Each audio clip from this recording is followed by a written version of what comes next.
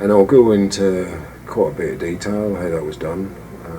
I'll try not to implicate any innocent parties or people who were paid basically to do a job. So the first scenario is my wife found me in my car, slumped out. She thought I was dead, called an ambulance.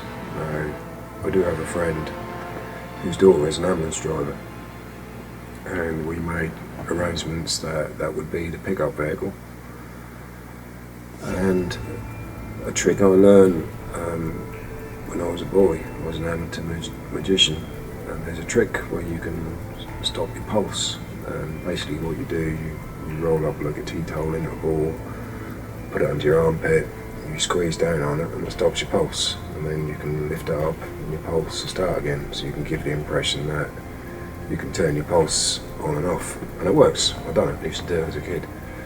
So when the paramedic checked me, I stopped my pulse by one under each arm, just to make sure which arm they grabbed. But actually in my left wrist, years ago I severed an artery and I hadn't really got much of a pulse in that arm anyway. So I was more geared up for the right arm, which luckily they took, and pronounced me dead more or less there and then. And the next step was to take the so-called body to the hospital, and again through contacts in the funeral director's business, quite often corpses are picked up from hospitals to go on to the funeral home and stuff like that. So we'd arranged to have a dead body picked up, and before the ambulance got to the hospital, we'd done a switch, and we actually done it without the paramedic who was driving actually knowing about it. We had a little plan set up.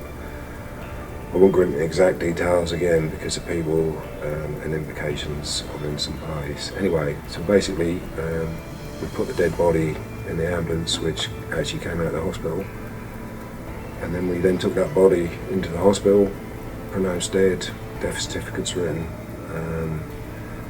That body was then put in the morgue, which is where it should have been anyway. And again, through contacts at the hospital, we arranged and made sure all the bodies went back in the right place. And I made my escape at the point where they done the dead body switch, and I can't believe how smoothly it went. Most people who work in the hospitals and stuff, you walk in with an official looking outfit, where undertakers come and collect the body, blah blah blah, you got all the names and stuff, and so that was the ins and outs, the mechanics of actually getting a body declared dead. And obviously you need to know people or pay people, and I was fortunate in already having contacts. So that's what happened. At that point then I had to get somewhere away where people didn't know me, which was quite easy, because when people think you're dead, they're not really looking for you anyway. Sounds silly, but and I laid low for a year, and I'm back now to tell my story, put things straight, and get on with the mission.